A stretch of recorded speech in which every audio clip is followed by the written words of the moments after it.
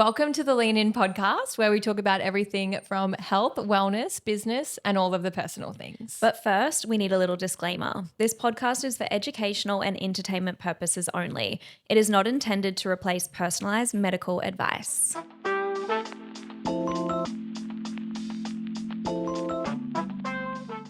right, welcome everyone back to the Lean In podcast. Today we have a really cool topic I'm very excited to dive into, and that is burnout and how to avoid burnout. We're going to be talking all about how to create a schedule that works for you, different supplements that will be beneficial, how to find your niche, and I guess just the things that people just don't really tell you about when you first start teaching. Yes, totally. And I think learn from my mistakes, we are here to tell you what not to do.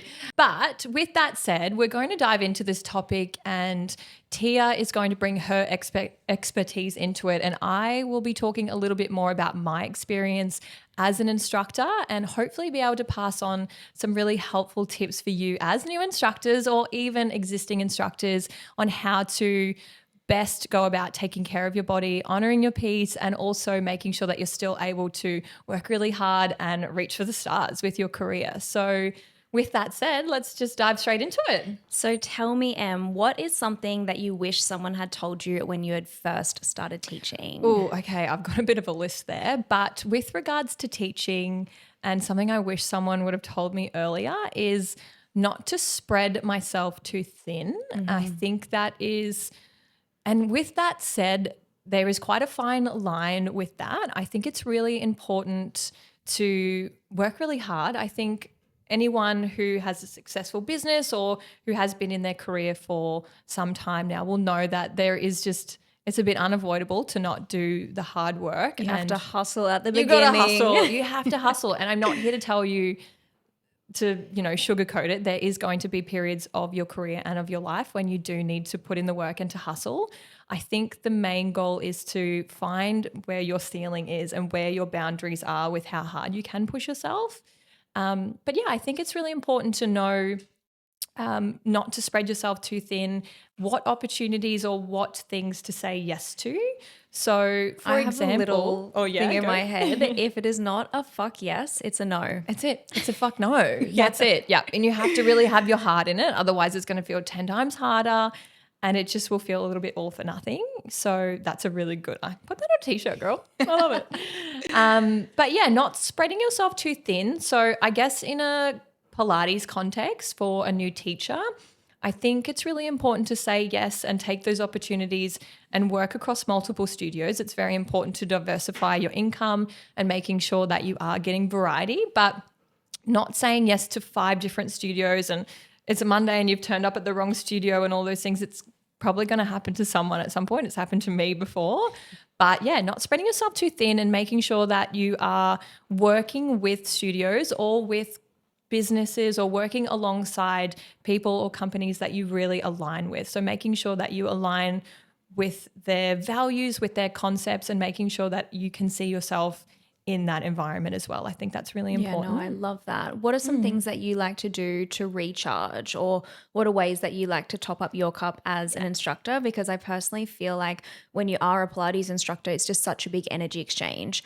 Often I find when my Pilates girlies come into the clinic, they're pretty much at that burnout phase where they're really fatigued and tired because you'll do very early mornings. Then you obviously have got quite a big chunk in the middle of your day where it's like time off, but it's not really off time. Like you might be editing videos or working for brands or cleaning the house, and then you're back at the studio again in the afternoon, and sometimes you're not getting home until like 7 or 8 o'clock, and then you're up early at 4:30 a.m. to then be at your 5:30 class, and that happens sometimes 6 days a week. Totally. I think it also comes down to the type of person you are.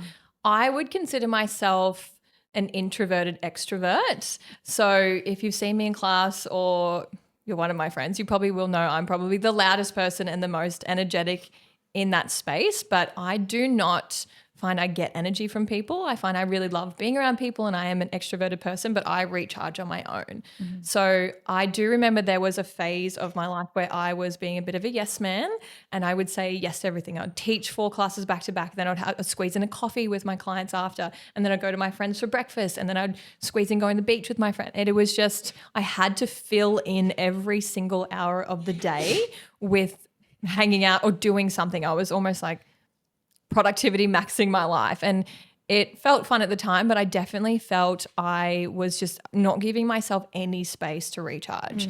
So I think depending on the type of person you are and the demands you have in your life, it's really important to time block your day out a little bit. So whether you are time blocking just to be on your own and just to have that space to recharge, you're time blocking a bit of time throughout the week or the day to prep your food. So I find that's where I did come unstuck a little bit. You're so busy and you're chasing your tail that you start to make bad decisions with your nutrition and with taking care of yourself. So just making sure I've got my food prepped, I've got something healthy to eat to keep my energy levels up.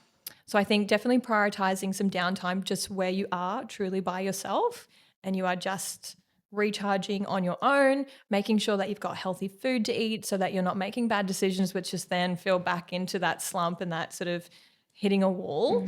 And I also think having some time scheduled, again, whether it be throughout the day or throughout the week, where you are just working on a bit of creativity or you're working on putting back into your skill set or into what you're doing. So whether it be time just to class plan or to work on future studies or upskilling yourself, or if this is talking to someone who's not in the Pilates industry, someone who is working full time, I think it's really, really important. And I don't care what kind of person you are. Everyone needs a bit of creativity and they need something that fills up their cup. So whether you just make sure that even once a week you're giving yourself time to explore your creativity or explore a hobby or things like that, because there's different types of rest, I think, and having that little creative, I guess, outlet is a really good way to re-energize you in a different way. Yeah, I love that. If you understand what I mean? Yeah, no, I love that. Often I'll say to my clients when they come into the clinic, find 5 ways that you like to recharge and write it in the notes part of your phone, just so then that way when you're starting to feel fatigued and tired or depleted, you can look at that little list and think like, okay, when was the last time I went for a sauna? Or when was the last time I had an acupuncture appointment or had a massage? And I feel like too, it's just so important to schedule this regular self-care that tops you up as well. Totally. Some girls love going for a beach swim. Other girls couldn't think of anything worse. Some girls love going and getting their nails done. For me, it literally feels like I'm at the dentist, the finger dentist. Holding my hands like, the file, I'm like, yuck, but also love having my nails done. So I guess too, it's just about finding what is going to top you up and making sure that you're doing it regularly. So then that way you're always recharging your cup rather than just like running on empty. 100%. And I feel, again, just talking to the different types of recharging and active recovery with our bodies, I find I am so addicted to my headphones. Like I need to have something in my ear to distract my thoughts like all the time. I have found though, I have a really nice little route that I take my dogs for a beautiful walk on. It's so nice. There's trees everywhere. It's really green. And I've just been going without any headphones and just raw dogging my walk, if you will. Oh my God, I love that. The head noise. No, and you just got to sit with your thoughts and be a little bit bored. I think we've really just overstimulate, especially if you are an instructor. You're listening to music, you're talking to people, you are taking on energy all morning or all day. So it is really nice to just take all of those external kind of stimulants out and just go for a walk. I know that seems really simple, but it actually works. Yeah, so no, I agree. Yeah, I feel just like a little it's walk. so important to feel bored. Yeah.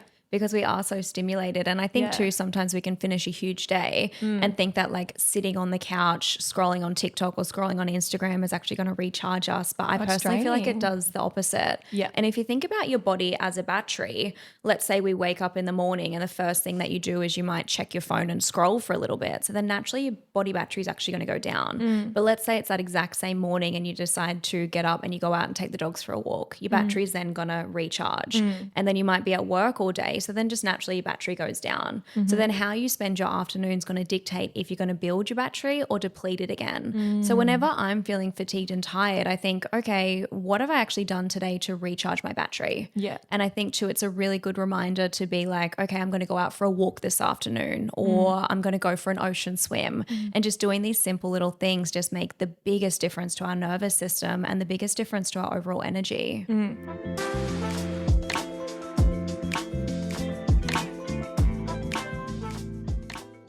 What is something that you have done as an instructor that has given you the ick? Oh my God. Hang on, let me pull up the list. What is your biggest instructor ick? Biggest instructor ick. Okay, so I have a few. I remember when I first started teaching Reformer, all my Reformer girlies will understand this one. I was teaching a class and I was, really into it, and I was animated. I was using my hands, but I was walking backwards because the importance of maintaining eye contact with your clients the whole time. I'm talking. And mind you, I'm quite new to the studio. And I walk backwards and I fall into the well of the studio, of the Reformer, ass up. My legs are in the air. I'm collapsed like a prawn inside of this Reformer bed. And I was just like, do I just leave? Do I just get up and leave? This is so embarrassing. And it wasn't a studio with young girlies that were going to laugh at me. They were probably a little bit more of a clinical level. And I honestly just wanted Mortifying. to die. I wanted to die. It was so embarrassing. I wanted to pass away. I was like, I'm just going to leave. I'm going to head out. I'm going to head out. So that was pretty embarrassing. But there was this other, probably not something I did, but it was just, I could have killed him at the time, but it was pretty funny. So when I was, for a little period of time, I was living in Byron and driving back to the Gold Coast to work at a studio. And this beautiful studio was Hustle. It overlooked the ocean. It was really beautiful and you could see into the car park. And I had this little white car at the time. And my boyfriend loves to play pranks on people. It's one of his many characteristic traits. But he had ordered, and it was so funny because he had ordered something off online. And we usually just like text each other, oh, you got a package, can I open it? And I got home and I had this box and it had his name on it. I forgot about it and he got home. I was like, oh, you got a delivery today. Let's open it. He's like, no. And he like snatched it away from me and took it. I was like, okay, what are you ordering online that I don't know about? And what is this? And I've just forgotten about it. And then in the morning, and for context, I'm driving early in the morning. It's like 4:30 in the morning. I'm driving to the Gold Coast. It's pitch black. And when I drive into the studio, there's a bit of a gutter and I could hear something scrape on the back of my car. I was like, oh, must have hit that gutter a little close. Oops. Anyway, park my car, get into the studio, start teaching, and the sun starts to come up, right? And you can sort of see all the cars. And I'm teaching my class and I'm looking at my car and there's this massive set of silver balls hanging off my little car, just like huge. Like they were like this long. And I'm just like, fuck you, I would have paid money to see your face. And then I'm like looking and I was like clocking it. I was like, Mortified. this idiot. And he had like tied them on so I couldn't just go pull them off. So then I had to drive all the way home with this little car, this massive set of steel balls hanging off my car. I was like, oh my God, that you is so idiot. jack-coded. That It is really is. so I think I have funny. a photo. I'll show you guys. It was so embarrassing. We'll have to post it on the Instagram. What is something that surprised you the most when you first started teaching?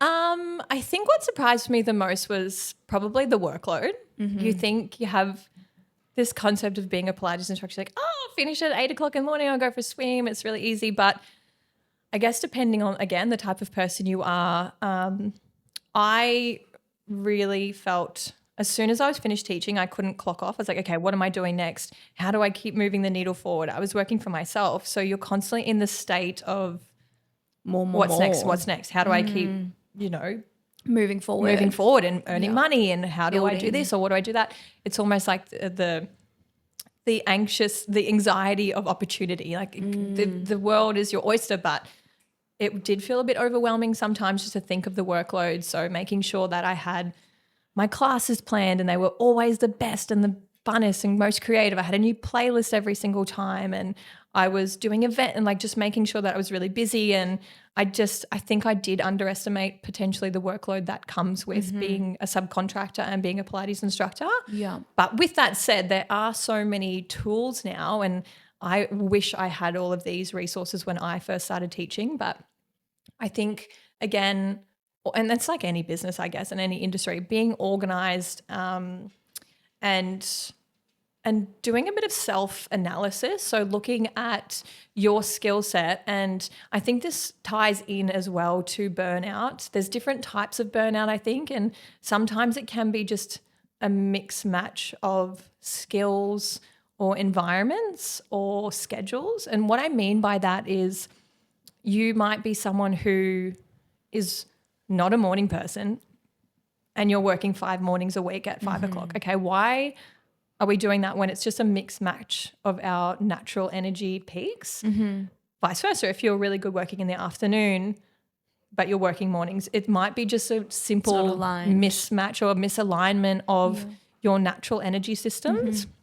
I used to work split shifts. I was working morning and afternoons, which is sometimes it's a bit unavoidable. So I think you probably do in those phases of your career need to just take a bit of an inward look at the systems you're putting into place. So, supplements and working on how you recharge. But I think just taking a look at the person you are, I know I'm probably my most creative, and Tia would probably attest to this because every morning at like 6:30 I'm voice noting her. I'm like, Tia, I got this idea.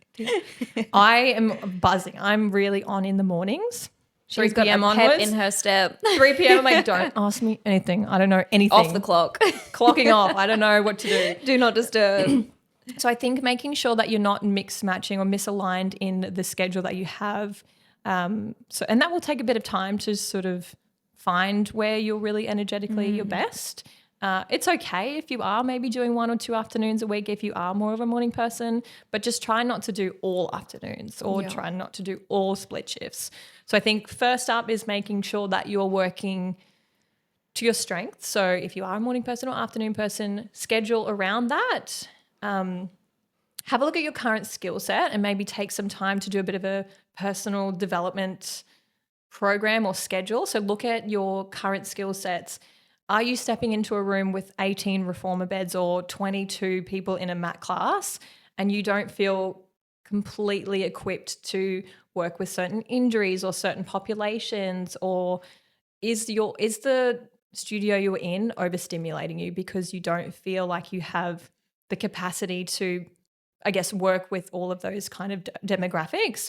So, okay, I think probably working with pregnancy might feel a little bit overwhelming because I'm already overwhelmed that I don't have the skill set to support that. I am feeling burnt out because I'm feeling overwhelmed and that internal stress. Okay, how can we remove that by adding to that skill set? So maybe over the next few months, I'm going to really focus on building my skill set around working with pregnant clients. That could be a really good step. Like personal development. Yeah. I feel like what I used to do when I first started consulting as well is once a week I actually used to watch a webinar online and just learn about different conditions. And I feel like too, it just really helps to build your confidence as 100%. A practitioner or as an instructor to really have that professional development, because sometimes too, it's more that mindset of like, oh, I don't know enough or I could be doing more. But when you're actually putting things in place to then do more and like build those skills and learn, I feel like it's just so beneficial for helping to build your confidence as well. 100%. That's such a good point. It does.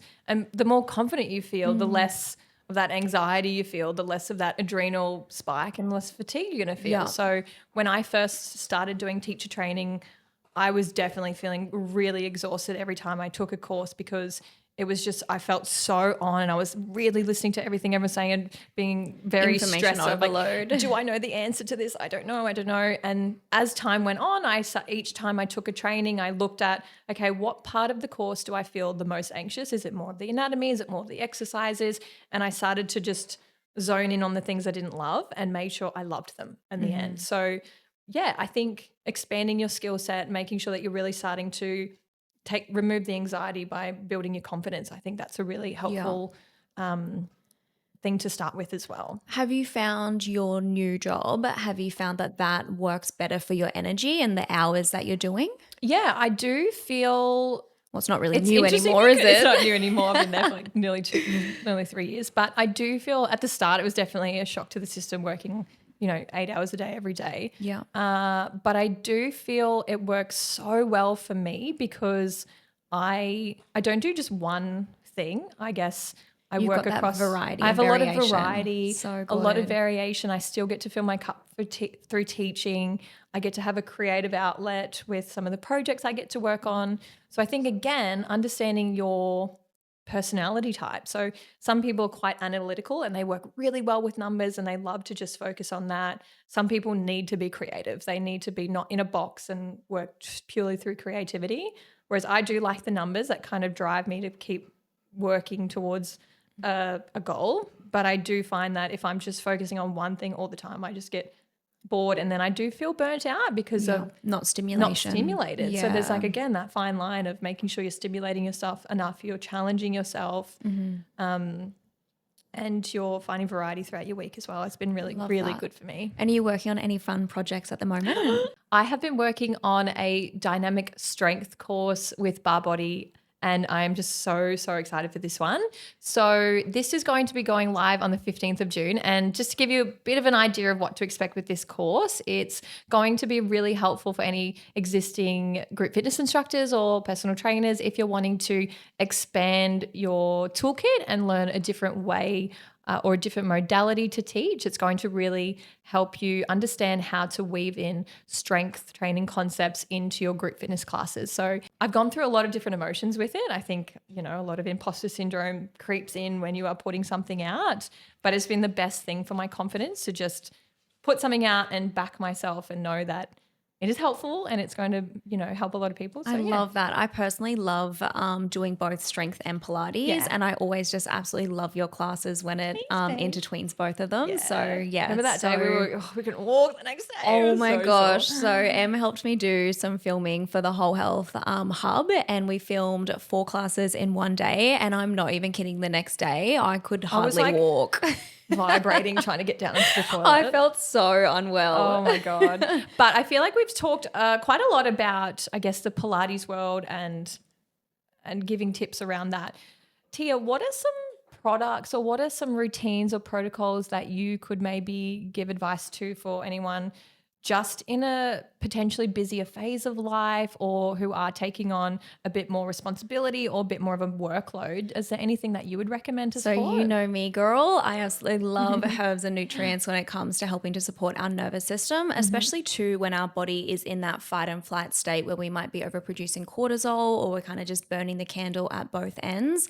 Different herbs and nutrients can really help to support that. So I guess my favorite ones are adaptogen herbs. So adaptogen herbs have got this incredible ability to really help your body adapt to that current stress. I almost like to explain adaptogen herbs in a little bit of a different way. I like to explain it like a smoke alarm. So let's pretend that you are cooking something at home in the oven and then the smoke alarm goes off. So that smoke alarm doesn't know that the house isn't on fire. So often too, when we're in this stress state where we're so go, go, go, your body doesn't know that you're not in any immediate danger. So essentially what adaptogens do is they help your body adapt to that current stress and they essentially turn off your body's smoke alarm. So it's just so beneficial for just really helping to lower that cortisol response and get your body out of fight and flight. That was a phenomenal explanation of that because I was like, what are you talking about? Let's break it down. Wow, explain it to me like I'm 10. That was great. That's amazing. Yeah, so our energy and stress capsules that we have for Whole Health Studio has got some Siberian ginseng in it. It's also got a nice high dose of ashwagandha or withania. So really, really beautiful for helping your body in creating better energy. It's also got a blend of 3 different mushrooms. So it's amazing for your immune system, really good for helping to support cognition. So really good for concentration. ADHD girlies, it is like literally ding, ding, ding. so good. Whenever I take it, I just feel as though I'm able to focus on tasks and really finish things off as well. I guess different nutrients that are beneficial for our nervous system is things like magnesium, really good again for helping to get your body out of that fight and flight, can also help to improve your sleep quality. And then another nutrient that I'm obsessed with is L-theanine. So L-theanine actually crosses the blood-brain barrier within 30 minutes of taking it. So it's incredible for anxiety. Me and Em were a little bit nervous when we filmed our first podcast episode and I said to Em, take 2 of these. And it honestly just makes the biggest difference. I feel like it gets you out of your head and back into your body. So even too, if you're starting a new job, you might be talking on a podcast, you might be a new Pilates instructor and you're feeling a little bit nervous, L-theanine can be such a good nutrient to take prior to teaching to really help you feel like more confident, more in your body, less in your head. You went to Hong Kong recently. Yes. What about some of our listeners who do travel a fair bit for work or just in general life? They travel a little bit. Is there anything that you might recommend to support yourself while you're traveling, especially through different time zones and things like that? Yeah, so I actually love the mild anxiety capsules that we have. I actually take 2 to 4 of them before I go to bed of a night time. That can be really good. I used to recommend melatonin a lot, but unfortunately the TGA has made it impossible to be able to get melatonin in Australia. Melatonin's incredible for helping to support the transition between time zones. So if you're in places like Canada or America, definitely get it while you're over there because it is just so good for helping with that transition. Yeah, I've had a few of the Let Me Sleep gummies while traveling from Canada, and let me tell you, Let me tell you. let me sleep. I was like, She's on horizontal. for 10 hours. I went to work the next day. I was like, I'm fine. I slept for 10 hours. I feel great. My neck broken, but I felt great. Rested. Although the dreams, and I know you said sometimes if you have too much melatonin, you can have dreams, but I just have the recommended amount. I don't know if I've just got like different pathways in the brain, but I have the most trippy friggin' dreams from Wow. melatonin. I wonder if you were to half the dose, that could Maybe. definitely make a big difference. But yeah, you know me, I love sleeping. If I can sleep 9 to 10 hours every night, that's my dream. Run us I through love like sleeping. your exact sleep routine for like a good night's sleep. I feel like I've got personally 3 steps, but like Yeah. tell me your probably 10-step sleep Routine routine. sleep. So it all begins in the afternoon. Oh, Starts what early. time are we starting? 3 o'clock? Wait till I'm freaking 50 or 60. I'm going to have this dialed. But I do find when I have the best sleeps, it's always dinner early. Every weekend, Jack like, early dinner? Like it's a little treat, like 5:30 dinner. I love eating dinner early. I find the earlier I can have dinner, the better because I just find if I'm having dinner past like 7:30, Your body's too busy digesting and and it I is wake not up resting. hungry. It's like you're just working so hard to digest. I love to go for a little digestion walk. Oh, I in love summer that after dinner. Yeah, because I live in New South Wales and we've got daylight savings. Sorry for Queensland. Get with the times. It is so nice to have dinner and then go for a walk. We usually take the dogs for a walk around the oval, and it's just so nice to just get out and go for a walk. But usually it's just early dinner. We will watch a little bit of TV because there's just so much to watch. I can't help it. I need to keep up. I need to keep my finger on the pulse. Off campus. Hello. Although I think I have lost a few Yes. fans because you I really just ruined burst the my crush and bubble. I'm really sorry. GG was my I was only scared. crush at the moment. I'm so sorry. So early dinner and making sure that we're trying as best to switch off devices as early as we can. And then mild anxiety I do find is nice, especially I do find I don't get the Sunday scaries for work, but if I have a big week and I know I've got lots on, I kind of sometimes I'll just wake up in the middle of the night and it's just like every thought from the whole world is in my head. I was like, why am I thinking about did I do my washing or just trivial crap? So I do try and find less screen time. A little bit of mild anxiety capsules are really good as well. I don't live off melatonin because I don't want to have it every night. It's just if it's crucial, I'll do it. Eye mask, read my Kindle, and then try and go to sleep that way. Love I find that. cold room, Yeah. making sure your room's cold before you go to sleep, and that's a brief overview of my sleep steps. So Love that, yeah. girl. So good. And I Yeah. feel like, too, it makes the biggest difference. Like, I personally feel as though there is a reason why evolution has not phased out the amount of hours required each night for sleep. It's just because it is so important. And I often find when girls come into the clinic and they're feeling tired, they're feeling burnt out, they're feeling exhausted, I ask about their sleep routine. And like most girls go to bed after 11. And that is just like psychotic That's me on a party behavior, night. if you ask me. I'm just like, no, like bedtime is like 8:30 in bed, 9 p.m. is like sleep, lights out. Because I feel like too, if you're going to bed at 11:30 and then you're waking up at like 5:36, it's just not enough time for that enough, no. rest and recover. Like if you're going to bed at 9 o'clock, you're waking up at 5:30, you are feeling good, you've got your pep in your step, and you are ready to start the freaking day. And I do feel that as soon as I have a bad sleep or I go to sleep late or whatever have you, if my sleep's really, really disrupted, I just find it just a ripple effect to the next day. I want more caffeine. I eat shitty food and then you just feel Yes. worse about yourself. So I know there are going to be stages in life, you know, when you're having young kids and things like that, when it is going to be a little bit hard to have, I know it's all easy to say go to bed and sleep for 10 hours. Not that simple, but I think, yeah, there's definitely a ripple effect to that There lack of was sleep. actually a study that was done where they intentionally sleep deprived people and then they God. followed them the following days. And they actually found that they ate a 30% increase in calories the following day, Wow. especially sugars and sweets, because often too, when you're feeling fatigued and tired, your body then wants that fastest burning fuel. So then you're going to be a lot more inclined to want that sweet treat as that pick me up. Yeah. They also found that they had like less spatial tolerance. So like if people were like close to them, they felt frustrated and irritated.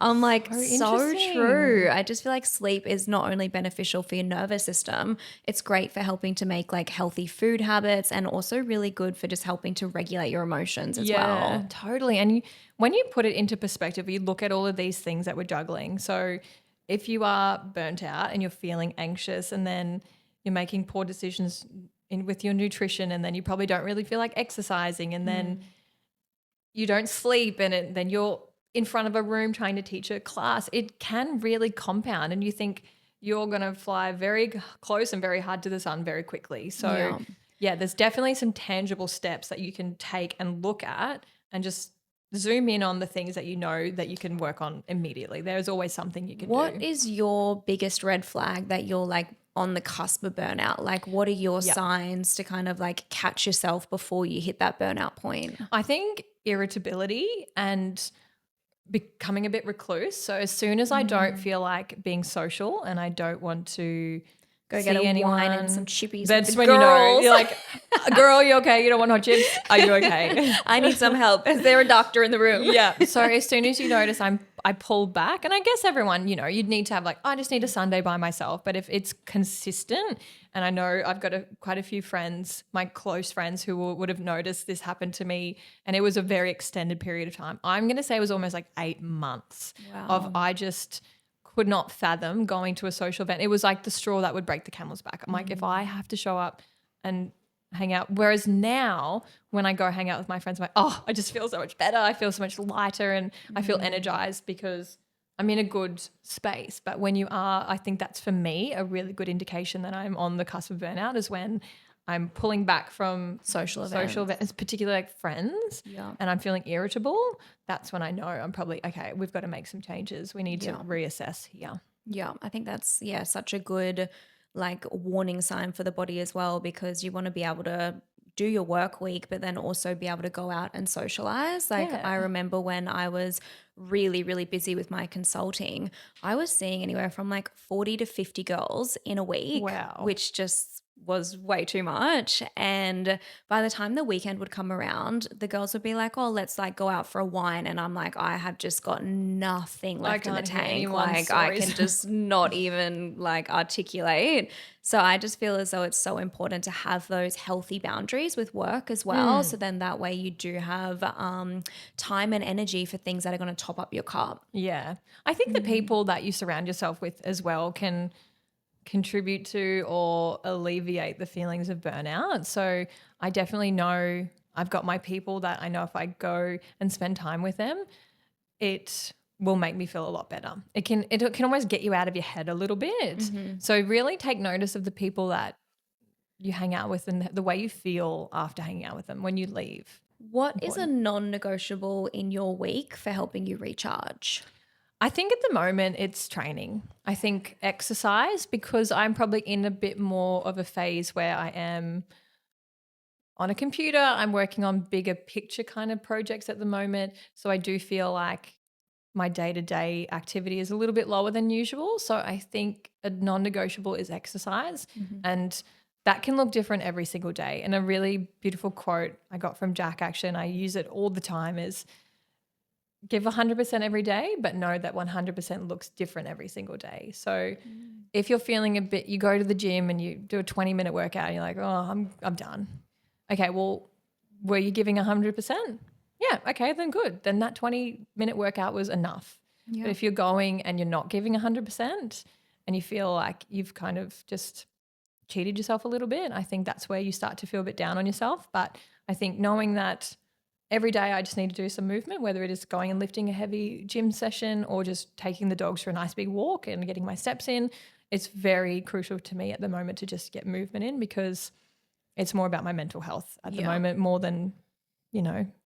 And I do feel as though too, when you are exerting energy with exercise, it also helps to build energy within your body as Totally. well. The Yeah. endorphins and Yeah. it's so good. I actually recently got a vibration plate. I want one of Oh, these. I honestly I love a hyperfixation as we were chatting about. I can just imagine you're Yeah. standing on your vibrating plate, you've got your bread fucking light on, you got your cottage cheese and I'm just eggs. living. I want to move in with you. I want to live with Oh my you. God, that would be so fun. Come in the spare room. Sorry, Jack, I'm stealing M. Sorry, darling. Shared wardrobe Yeah. slay. Oh, But God. yeah, I honestly love my vibration plate. Like I actually Okay. find that it really helps me recharge. It's really fun as Yeah. well. Like when I'm standing on it, I'm just kind of like in this little giggly mood. But We like, would have gone down hard with infomercials if we were there around when we were young. Like we would have been in them. But yeah. So what does the vibration plate do? So it's really good for your lymphatic system. So obviously, okay. if your lymphatic system's moving, if we think about energy, it's obviously movement as well within the body. When I used to be quite busy in clinic, I used to do a lot of live blood analysis, Okay. and often I would find if my girls were really fatigued and tired, their blood would be really sticky. So I'd Oh. use different nutrients, different herbs to help to support energy production within the body. So I feel like too, when we've got that movement, either from exercise or the vibration plate, is just really good for helping to get our blood cells moving and helping to support energy production within So the you do body. it in the morning? I do it in Yep. the morning and I do it in the afternoon. Okay. Yeah, I just do 10 minutes morning, 10 minutes afternoon. And I just find it's like a really, really good way to just like reset after a busy day of work, or just a nice way to just like reset before going to work as well. Yeah, that's a But great yeah, idea. definove recommend. I got Where'd mine you off get it from? Amazon. Okay, Amazon. Well, I'm going to get a walking pad. I'm going to get a A vibration red plate. light mask. Love it. Love it. All the bits and bobs. Tell me, Em, what's something as an instructor that your clients do that makes you happy? Oh, that makes me happy. Okay. Sorry to put you on the spot. Oh, there's so many things. I have a studio I work at the moment at Ocean Shores, and I just love them all so much. They're the best. I think, and this is going to be a controversial take because I know a lot of instructors hate this, but I actually really like when my clients come in like a little bit early. I know I'm going to get cancelled for that because everyone's like, don't come in until you're meant to be here. But I kind of love it because I personally find I build most of my connections to my clients in those little moments. Yeah. So we sit down on the couch, I'm talking about my outfit, what I'm wearing, what they've been doing. Just, I find it's where I learn the most about my clients, and that just builds that connection with them. You build that relationship, because otherwise it can be a bit transactional. They're just kind of in, do their class, leave. Whereas I do find I do really love that kind of like little 10 minutes to just spend time with my clients. So no more than 15 minutes, but 10 minutes I love. That's so nice. It's just good to have that quality time as well. It is nice. Yeah. And then tell me too, why do you feel as though burnout is so common with Pilates instructors? Yeah, I feel like it's quite common for Pilates instructors or anyone kind of in the fitness industry as well. Again, I do find it could be a little bit more geographically an issue, or not an issue, but I do find when I was living on the Gold Coast, it is very much an entrepreneurial hustle culture here, and everyone's like, all right, what are you doing next? They And what have you got coming up? glorify being busy. It's definitely glorified being busy. And that kind of contributed to a little bit of anxiety, because if I was working on something that was just a bit of fun or just for the hell of it, it didn't feel important. Okay, but what are you doing to earn money, or what are you doing to get further? Which I think there's benefit to that. I think, if you want to aspire and work really hard and be successful, there's got to be that element. But when I moved to the Northern Rivers to Byron, I found so many more people, I guess, prioritize happiness down there. And I think I moved there at a really good time of my life, because I got to just sort of sit back and go, oh, what outside of my work, what is my identity? I don't want my whole job to be what are my interests? Yeah. So I guess I got to lean into more of my childlike wonder and just do things for fun. And a little bit more play. Just a bit more play. Yeah, so I think that's, if I could give you a little takeaway, is just have more fun. Play, create. Find your hobbies. Yeah, find your girl. hobbies. Love that. What are your Yeah. hobbies? So my to put you on hobbies, the I spot. feel, are a little bit more, well, my dream is to get a horse again, because we grew up with horses. So I really want to have a horse. But if you have a horse, you know that they are like a full-time job and all your money goes into it, which is great. So I definitely think that will come in time. But I think I don't, and that's the thing, like if I'm being honest, I don't have any hobbies that I'm working on at the moment. And I was talking to Jack about it. I was like, I don't have any hobbies, but I think at the moment I am in a very busy time of life where I'm doing a lot of travel. And I think traveling is such a hobby of mine, especially for work and personal travel. I think that's a really, and I was talking to Jack, and I really love to stretch and get as much out of my holidays as I can. So the minute I book or I know I'm going on a trip, Pinterest board is up. Schedule. Outfits. Outfits are going on the board. I love doing Pinterest board, and I think it kind of like just stretches the excitement for the holiday and the experience. So I think, hobbies include making a Pinterest board. My hobbies are Pinterest. Okay. How many Pinterest boards do you reckon we've had together over the years? I reckon there's a good 6 of them. I have maybe more. Babe, I've got a Pinterest board for pink suede jackets, like outfits. Oh, what do you mean? Why do I need to Pinterest and collage everything? I don't know what that is all about. But I think at the moment, if I'm reduce it down to something simple, it's just creativity and having a little, and I guess this podcast was a really good outlet for that. Yeah, new hobby, podcasting. Yeah, new hobby. I love that. What is your hobby at the moment? I have actually been doing like more group things with the girls. Like we did a sip and paint on Friday, which was like really, really fun. And then I've also joined a book club. I haven't been yet. The book club has been going. I think there's been 4 book clubs, and I've missed every single one. We're reading Yesteryear. I'm technically in it. Yeah, I'm in the group chat, but I haven't attended yet. But I'm actually going to the next book club. I've just been away for like all of them. I've either had a wedding on, a hen's party. I was in Hong Kong. I'm like, no, I'm just so keen for book club. But we're reading Yesteryear. Oh, I really want to read this. I really want to read this. It's really good. I started it last night. Book clubs in 1 week. I'm like, I gotta get this book read. Yep. But it's just been nice to like do more things with the girls. I only know maybe like 2 or 3 girls in the book club, so I'm excited to meet the new girls that are there. Meet people, right? Yeah, because that's a hard thing to do when you're an adult. Is meet people. Well, I do feel like in our industry we're very lucky. Yeah, I'm like, I've got so many friends. Oh, I love that. Okay, I need to get it. I'm going to be on my vibration pad reading Yesteryear on my Kindle. I love it. Tell me, babe, what are you leaning into at the moment? Well, I am leaning into, I guess to tie it back to the podcast and what we've been talking about with burnout, is upskilling. So furthering your education, upskilling in the Pilates context, I would say. So again, if you are looking to upskill and you want to learn something new or to add to your toolkit as an instructor, my strength course with Bar Body is going to be live on the 15th. So if you would like to do the course, we've got a cheeky little $100 discount if you just pop in the code LEAN IN, and you'll get $100 off.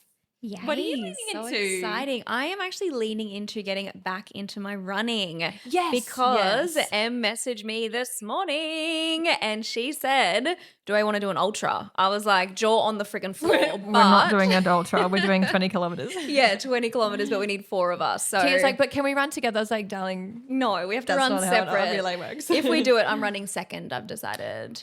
Period. I just do not want to run last. Second. We'll go first and the boys can finish. Oh, the boys are running. Who are the boys? I said, Jack, find a boy. Oh, perfect. We're ready to go.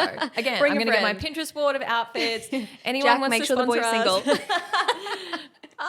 Very exciting. Okay, running and leaning into more. just getting back into a good exercise routine, running. I feel like at the start of the year I was so locked in with doing the Whole Health Hub, and I had so many weddings on where I was in like tight little dresses. So I was just like really locked into exercise. Yeah. And the last few weeks I have been a little bit lazy. So look, we have these periods of excited life. To get back into running. Fun. Okay, love it. Well, thank you so much for joining us this week, everyone. Thank you for listening to the Lean In podcast, and we'll see you next week.